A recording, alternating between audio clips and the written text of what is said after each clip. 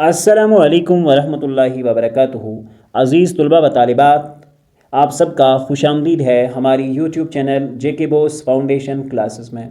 प्यारे बच्चों, आज हम जमात 10वीं उर्दू का क़िस्सा गज़ल में से गज़ल नंबर 1, जो कि गज़ल है मीर तकी मीर ने लिखी है, उसका गज़ल नंबर 1 लेकर आपके सामने हाजिर खिदमत है। यह आपके दरसी किताब के पेज नंबर 125 पर दर्ज है और गज़ल के अशार जो है वो कुछ यूँ हैं। हमारे आगे तेरा जब किसू ने नाम लिया, दिल सितम ज़दा को हमने थाम थाम लिया।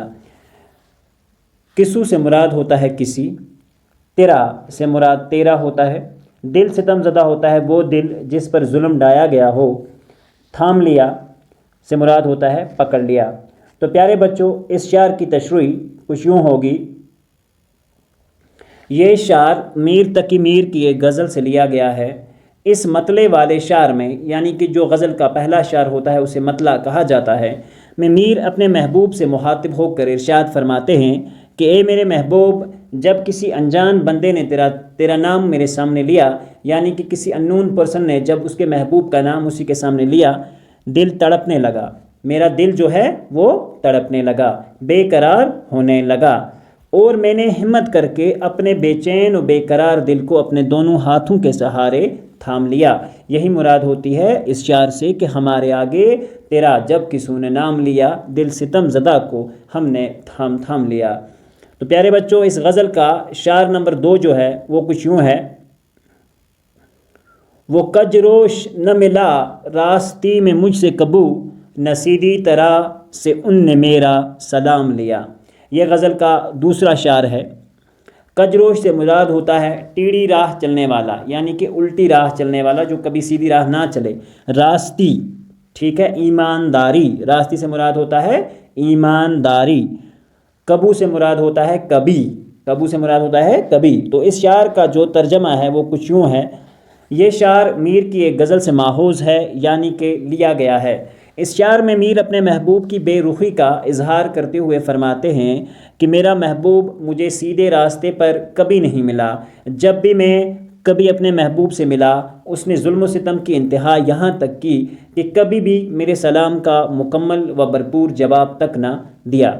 आई बात समझ बच्चों? तो प्यारे बच्चों, यहाँ होता है शार नंबर 2 की जो तशरीह है वो मुकम्मल। आप वीडियो को रोक कर बआसानी इसकी तशरीह जो है अपनी कापी में नोट डाउन कर सकते हैं। शार नंबर 3।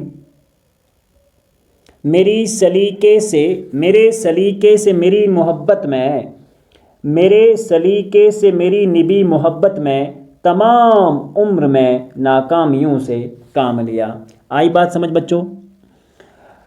ये शार जो है इसमें एक लफ्ज़ इस्तेमाल हुआ है सलीके। सलीके से मुराद होता है तमीज़ या तरीका, हुनर जिसे हम कहेंगे, तमीज़, तरीका या हुनर। निबी, निबी होता है कामयाबी, निबी से मुराद होता है कामयाबी। ये शार मीर तकी मीर की एक गज़ल से निकाला गया है। इस शार में शायर अपने आप के बारे में फरमाते हैं कि मुझे मोहब्बत के सिवा किसी भी काम में कामयाबी नहीं मिली। यानी कि शायर की जो मोहब्बत थी वो बड़ी कामयाब मोहब्बत थी, क्योंकि मैं मोहब्बत उल्फत के तौर तरीक़ों से खूब आशना हूँ। यानी कि मुझे मोहब्बत के तौर तरीक़े जो हैं, ये सलीके जो हैं, बड़े आते हैं।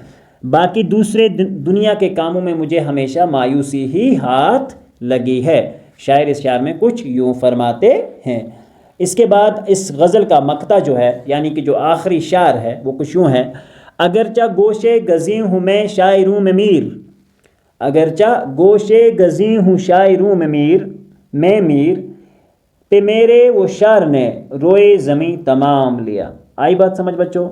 गोशा गज़ी होता है तन्हाई में बैठने वाला।